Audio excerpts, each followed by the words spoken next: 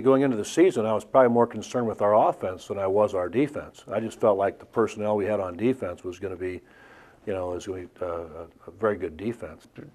Try to shorten possessions for the offense. Try to get into an attack mode so that you're not allowing an offense to eat a lot of the clock, and just through getting 3 and outs, forcing the opponent to punt, forcing the opponent into turnovers, things like that. I mean, it feels great. You've been working to be the quarterback 3 years of high school. You get to take the place of one of the great ones. Miles, obviously, he did well the 3 years he was here, but everything has to change. And I think after the second game, we talked about it, and then it was definitely a change of pace, and then that's what you need every so often.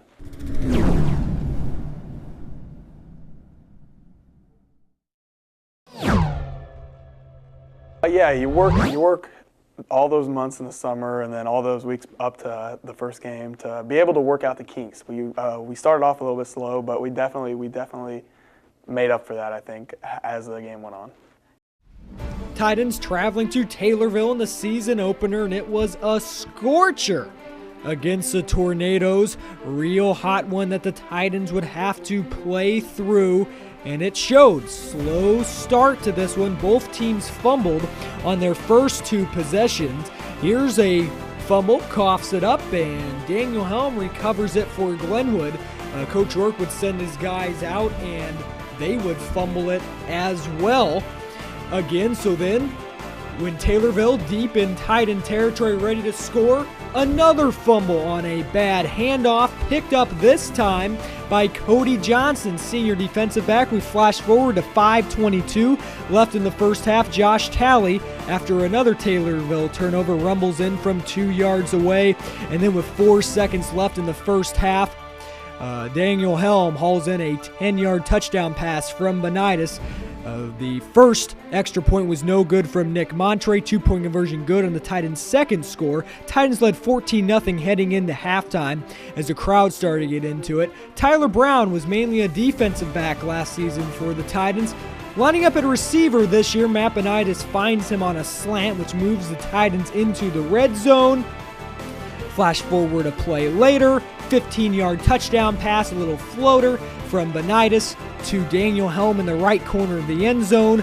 Point after, though, no good from Nick Montragan. Titans led 20-0, 8 minutes to go in the third quarter. We flash forward to the end of the game where Austin Bell, senior defensive lineman, took over for Glenwood as their 1 sack. And not a replay here, another sack for Austin Bell, and that ended the Taylorville drive as they were trying to threaten to get on the scoreboard. The Glenwood Titan defense, the new look, was rock solid in Taylorville to open up the season after the slow offensive start. Titans shut out the Tornadoes 34-0, 2 sacks for Austin Bell. Daniel Helm, 4 receptions, 67 yards, and 2 TDs. Yeah, we kept it together. It was hot. It was very hot. Everything was drenched in sweat. I remember taking a couple steps and my shoes would bubble up from the sweat. Taylorville hadn't really prepped for that kind of a defense. They were typically accustomed to seeing what we'd done in the past. But at the same time, I think our kids really came out and they were excited about it. They were excited about debuting that particular style of defense, and we went out and created some turnovers and did some things that we needed to do, and picked the offense up a little bit, and then they kind of got it rolling, and things went really well after that.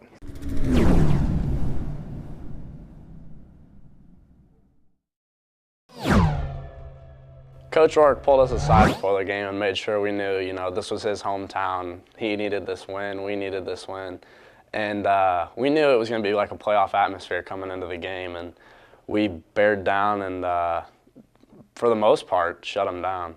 Big early season test in Jacksonville. The Titans and the Crimsons. Bell, the Crimson running back, ball pops loose. Battling for it for the Titans, number 90, senior D lineman Aaron Williams. With the fumble recovery, and the Titans went right to work. Here's a handoff on the buck to J.D. Rush, who barrels down towards the goal line. Josh Talley punches it in from 4 yards away. The extra point will be good from Nick Montre with 3:58 left in the first quarter. The Titans lead in Jacksonville 7-0, Coach Rourke's hometown. Well, the Crimsons would answer though towards the end of the first quarter.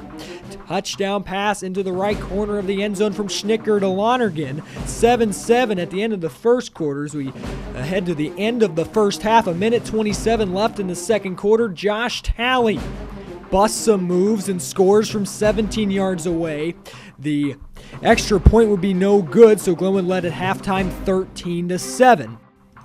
Now in the second half, Josh Talley, the ball carrier, he had a huge night, but here Floyd Lamalino strips the ball away from him, and the Crimsons come up with the fumble recovery. Although Glenwood would stop them on a big fourth down. There were a lot of fourth down situations that the Titans would end up stopping Jacksonville. Like right here, Jacksonville backed up at their own 14, down 13-7, trying to get it. Last final minutes of the play, broken up by Cody Johnston and company. And then Josh Talley rumbles in from 14 yards away on the next play. The 2-point conversion would be good, and the Titans knock off the Jacksonville Crimsons in Coach Rourke's hometown 21-7. It wasn't pretty, but the Titans pull off the 2-touchdown win. J.D. Rush, 10 tackles. Josh Talley, career night on the ground. It was a great game, and we didn't throw the ball a whole lot, but it was really cool just being able to win that game for Coach Rourke and the rest of the guys. And I know Talley had a really good game running the ball, which was great for his confidence. And I think a lot of opportunities were set up by our defense in that game, and then we were able to score some points and won the ball game 34-0. You know, looking back at it, I thought that was probably our best game of the year defensively. We were still growing. We were still maturing offensively. And I felt like defensively, you know, we went out and we were in some big situations, poor field position situations, and stepped up and really played aggressively, forced some turnovers, did some things that gave us an opportunity to win that game. And you know, for us, that's an important game to win every year. You want to go to Jacksonville, or you want to play Jacksonville here, and you want to win that game.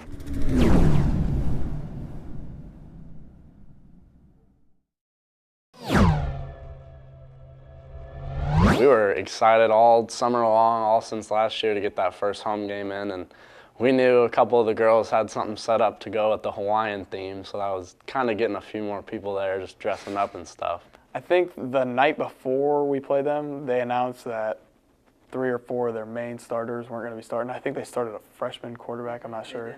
Or they started a really young guy. And I think we just took advantage of that. We knew we'd have to put up a few points, and we didn't really step off the gas pedal at all. The 2013 Titan football home opener against the Charleston Trojans, who a year ago gave the Titans fits on the road, and Glenwood eventually eked that one out. This game, piece of cake there. Forrest Sexton sacking freshman quarterback Ridge Boyer. 14 Trojans out for various reasons. For Charleston, Aaron Merrifield on the sweep to the outside, and then Benitis from 10 yards away. Gonna loft it up one-on-one for Daniel Helm. He comes down with the touchdown. Titans lead 7-0, 6:39 to play in the first quarter. Moving on a little bit later, right at the horn to Daniel Helm. Touchdown pass from 8 yards away. Titans led 14-0 at the end of the first quarter. Tyler DeRozier back after a nagging knee injury that kept him out against Taylorville and Jacksonville. There, recovers the fumble, takes it to the house. A little later in the second quarter, Benitis strike over the middle to Tyler Brown, his first receiving touchdown of the season and in his high school varsity football career. Titans keep putting it on as Benitis rolls out and finds Daniel Helm deep in the right corner of the end zone. You know he hauls that one in. Titans led 42-0 at the end of the first half, go on to beat Charleston 42-7 in an easy Week 3 ball game. We were on a roll, and we were feeling pretty confident. We were feeling pretty comfortable, and I think the offense kind of got a little bit looser that particular game and got after it really well, and we just threw up a bunch of points in a hurry.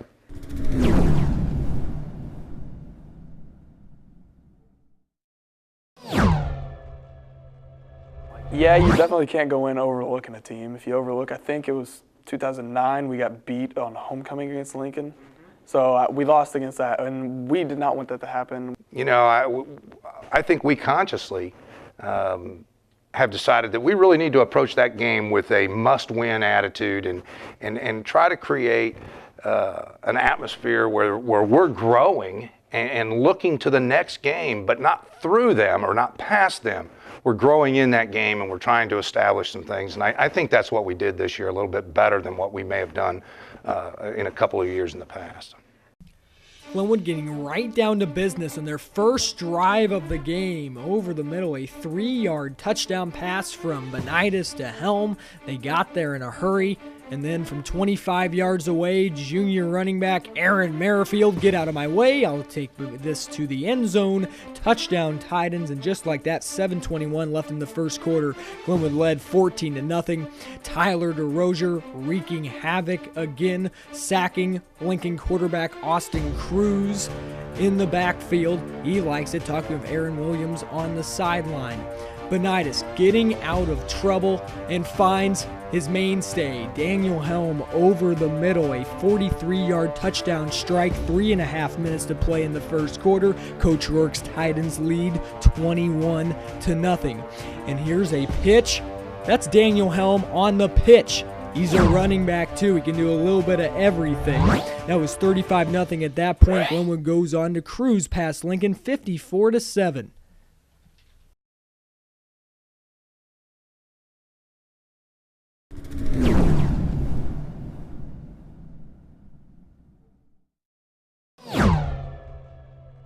Playing the last homecoming game of your football career, you don't really think about it until you're getting ready to start that game, and you're like, wow, this is it. Glenwood looking to improve to 5-0 on homecoming night against the Southeast Spartans. Titans got off to a great start. Very first play of the game, Matt Benitez rolls out and finds the homecoming king Daniel Helm for a 55-yard touchdown. And here, a little later on in the game, B.J. Hill, that's still a live ball. Aaron Williams lets him know about it with a big hit. Coach Onken's defense really stepped up against a skilled Southeast team.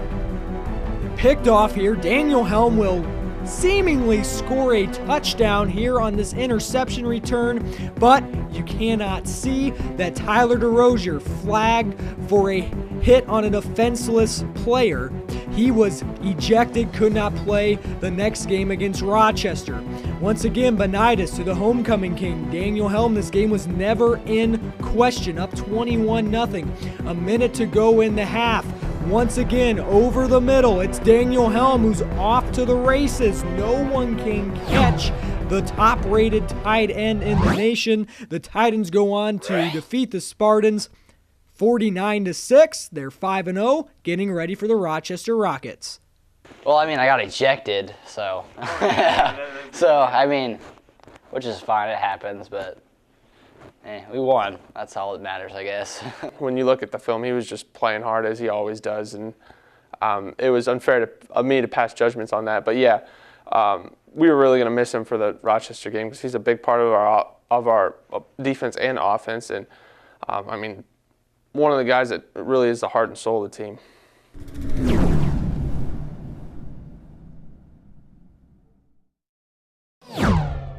Our defense has been playing well, and we just wanted to go out and prove that we could play with one of the better teams in the CS8, and we wanted to prove that we were one of the better teams in the CS8, and that was our goal.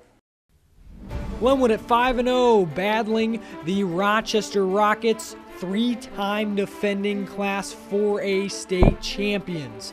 Robbie Kelly, pass batted up over the middle, picked off by junior linebacker Austin Coslow in the right place at the right time for the Titans. But it seemed like whenever Glenwood got into Rochester territory, they could not convert that into a touchdown. Here on 4th down, Benitez rolls out. He needs 2 yards for the first.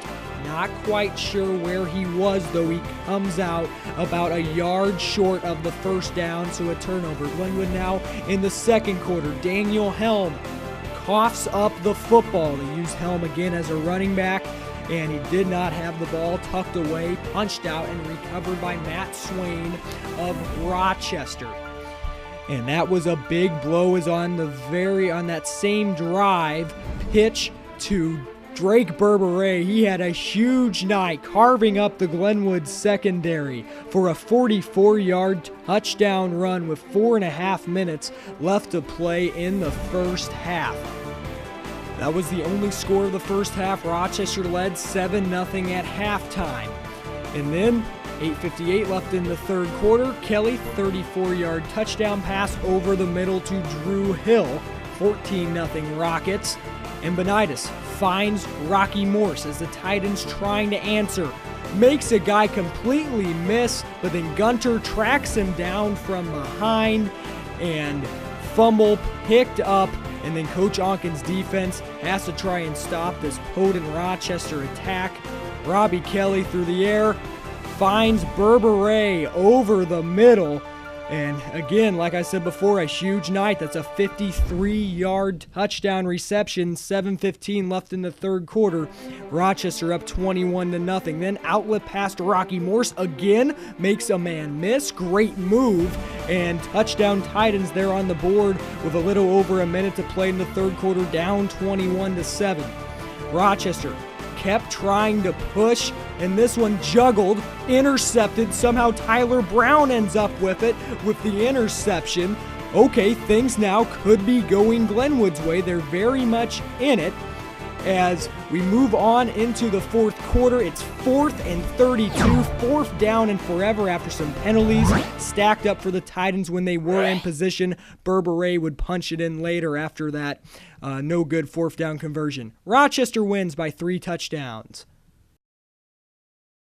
We would think they were going to run buck one way in this situation, and they'd run a little sweep the other way. So they broke some tendencies, and we got to show adversity, and we should have battled back, but that was a great game all around, very emotional. And I thought we played really well in the first half. We, we got into a situation where it was it was nip and tuck halftime. We had played well. We'd done some things that I thought we needed to do. Against Rochester, you got to defend the run, you got to defend the pass. Derek Leonard, one of the best coaches in the state, offensive mind and all that, and he could have a freshman come in and play quarterback, and he could get his plays in, dump a pass off, and it's a 9-yard gain every time. So.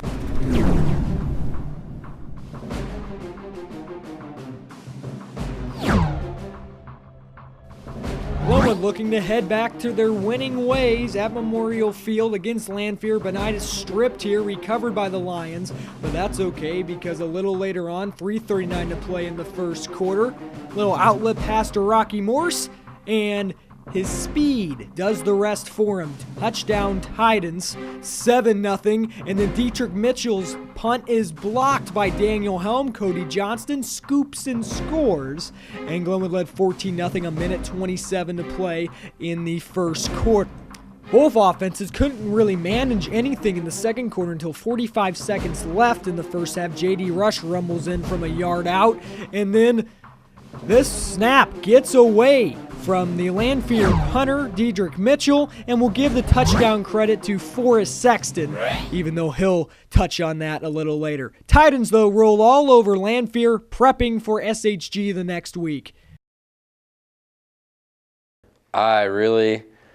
Coach was, we had him in the back, and they bobbled the snap on the punt, and I actually didn't get the ball. I ran back there, and I was pushing people out of the way, and I ran into the pile and was like, somebody give me the ball, give me the ball. And Cody Johnson actually ripped it out of the pile and handed it to me and gave me the touchdown. I was ecstatic, but I didn't actually earn that one.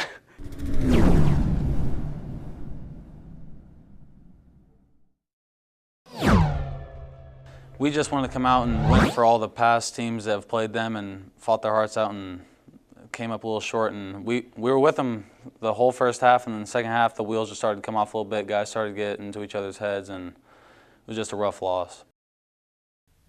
Glenwood looking to snap SHG's 17-game winning streak against Glenwood in football, and Titans got off to a great start with it. Touchdown pass over the middle, Benitez to Tyler Brown, and Glenwood led 6-0 as the extra point from Nick Montre was no good with 8:24 to play in the first quarter.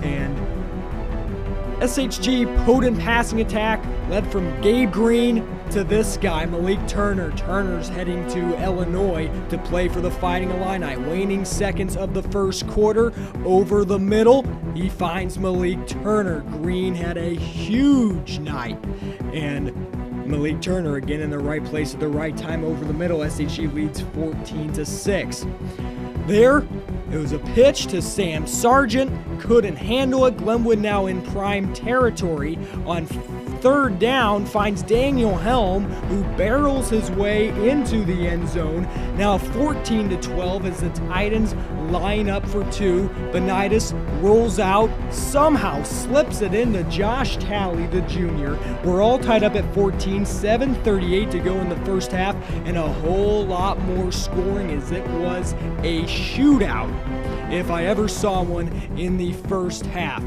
Finds Rocky Morse. Nope, I'm not going down. Shakes off the wimpy tackler and scores. And Glenwood led 21-14, 2:46 to play in the second quarter. Green, though, answers with a bomb down the right sideline, and Nate Lois, the great athlete for Sacred Heart Griffin, zigs and zags his way to the end zone. We're tied at 21. Under 2 minutes to go when Coach Rourke, with some trickeration, Daniel Helm on the halfback pass to a wide open Rocky Morse, eventually forced out of bounds by Malik Turner. Glenwood had some matchup problems with Turner, but in the first half they had him under control, and that led to a 1-yard TD rumble from Tyler DeRozier. I mean, he lives for big games like this. Look at the emotion. Glenwood led 28-21 heading into the first half, virtually flawless considering SHG's potent attack. And here it is again, down. Malik Turner leaps up by Rocky Morse and hauls it in, eventually brought down by Daniel Helm, and that's when the Cyclones started to wake up. Touchdown pass to Ryan Elvers over the middle. And at that point, the game was all knotted up at 28, and turnovers, just like they hurt them against Rochester, again come back to bite Glenwood against Ken Leonard. There's a fumble and a botched handoff to Tyler DeRozier. That leads to sophomore running back James Obibi squeaking into the right corner of the end zone.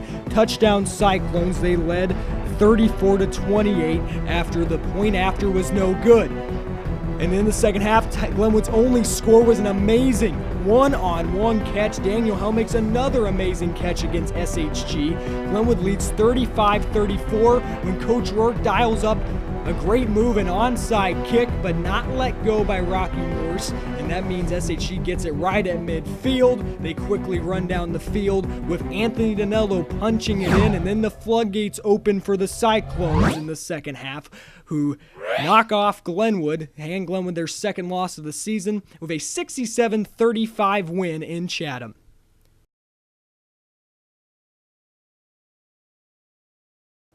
Oh my God, did that really just happen? I couldn't believe that I scored the first touchdown of the game. It was just so wide open. It seemed like it was too easy. I thought there was going to be a flag or something would bring it back. The offense had some big plays and did some really great things, and you go in at halftime feeling really positive about a 28-21 lead. I think that's the most fun I've had in any sport so far in my high school career. Having a lead against Griffin. How many? I don't know how many it is, but not many quarterbacks from Glenwood at least, and quarterbacks overall can say they had a lead against Griffin at half. It would have been awesome if we would have kept that lead, but I mean, even that being said, we played a heck of a game up until 4 minutes left in the third, and the score got blown out of proportion a bit. I mean, we played a whole lot better than what the score said.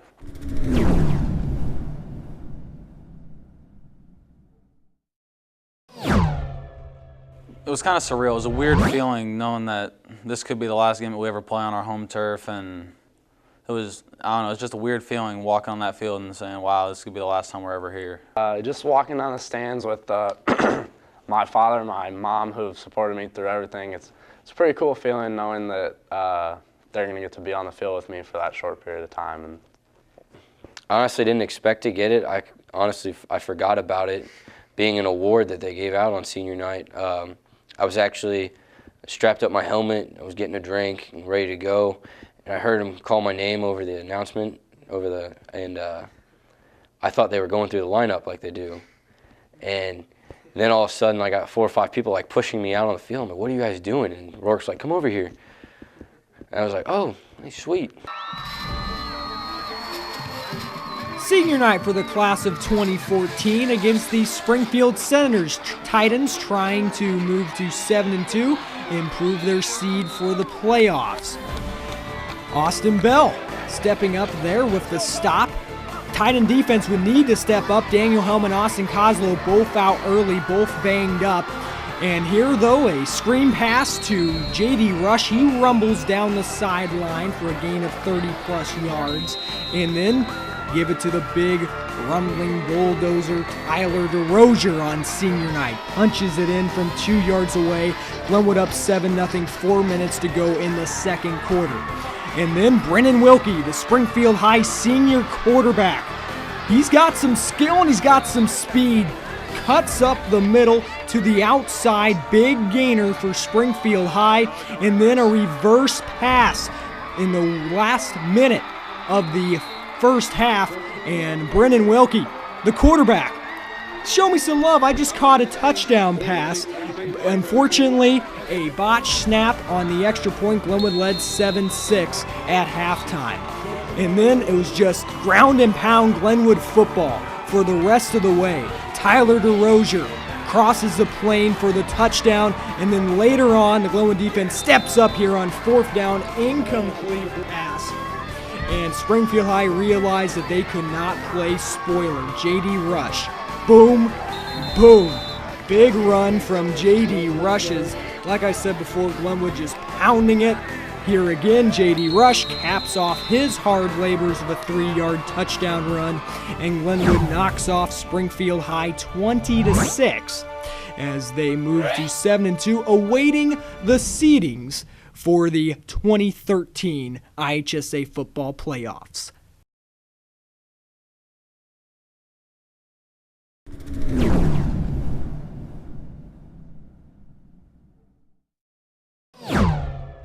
Yeah, it was more 14-0, 14-14, 28-14. It seemed like it was just a chess match. Every time we got up, it was like they came fighting right back, and it was a great game. It's one of the best games I've ever been a part of.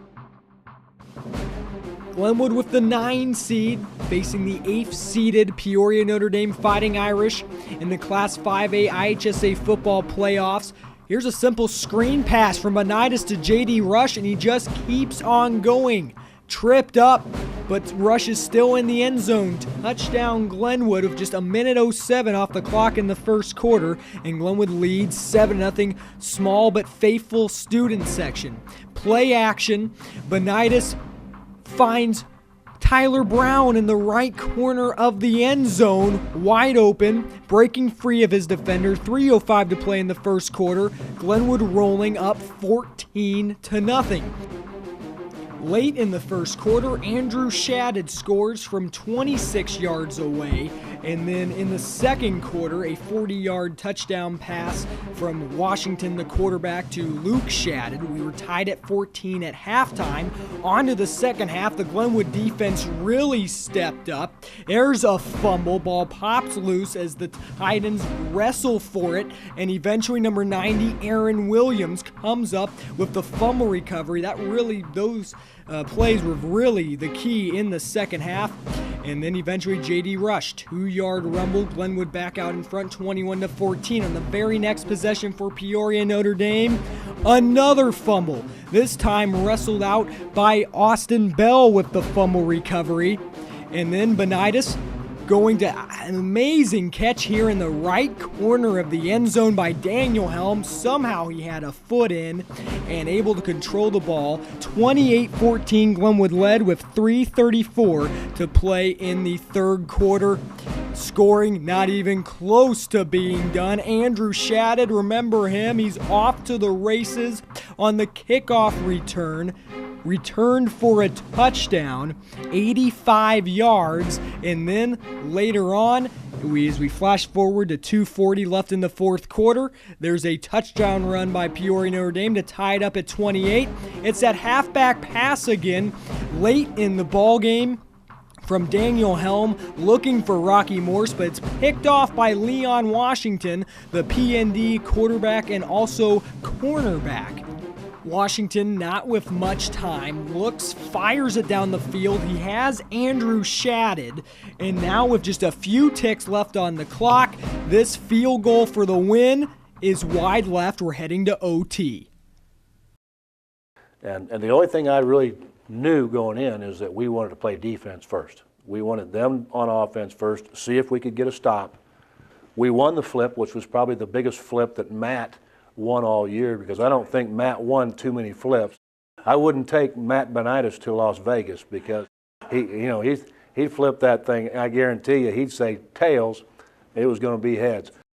Coach Onken getting his defense ready. Peoria Notre Dame with the first possession here on 4th down and 5. Some trickeration from PND on the halfback pass, but broken up by Austin Koslow in the back corner of the end zone. And then Glenwood on 4th down. It's Nick Montre playing the role of hero with the 21-yard game-winning field goal in overtime, pushing the Titans past the Irish in the first round of the 2013 Class 5A playoffs.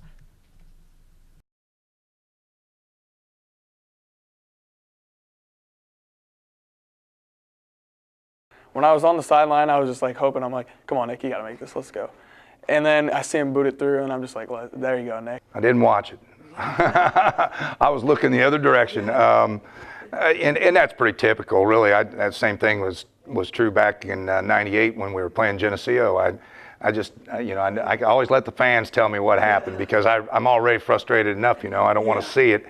But I was happy for Nick. That was a great situation for him to come in and show us and show his teammates that, hey, I'm here. I can carry you. I can lift you up if you need me. I don't know that there's anybody in our program who's put in more time and worked harder than Nick. As soon as we beat Peoria Notre Dame, it was almost game mode, that whole bus ride home and everything.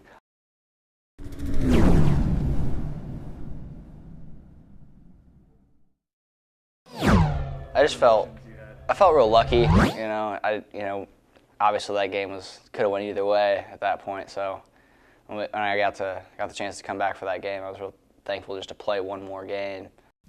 Glenwood again hosting SHG, this time in the second round in the IHSA playoffs. Gabe Green kicks this handoff to Sam Sargent, a fumble recovered by Tyler Brown early in the first quarter.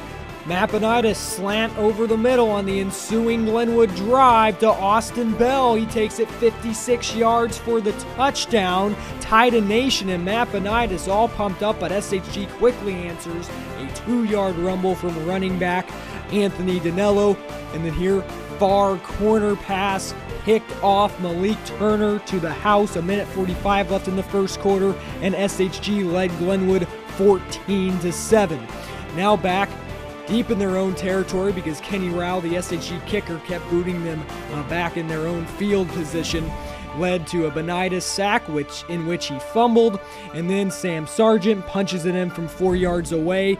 And then on the other end, as we move into the second quarter, once again, it's Danello into the end zone for Sacred Heart Griffin. They led 28-7 at that point midway through the second quarter, and would go on to knock off Glenwood 55-7. The Titans finished their football campaign in 2013 with a record of 8-3.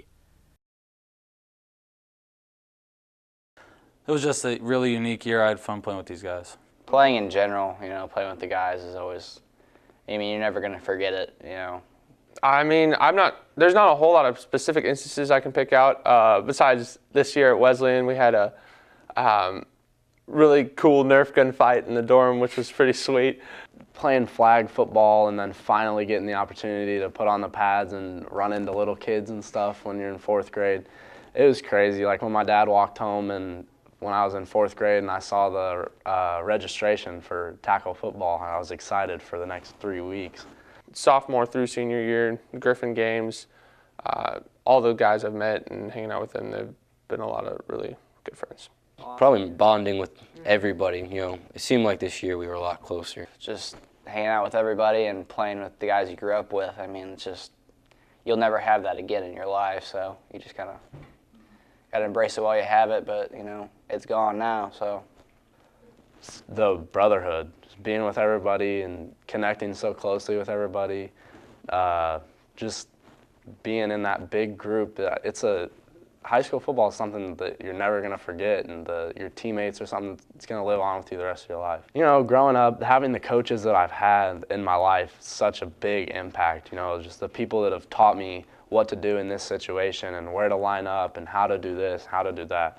And you know, it's just, I'm so grateful to everybody that's been able to tell me what's going on and teach me the game of football, and the game that I love so much.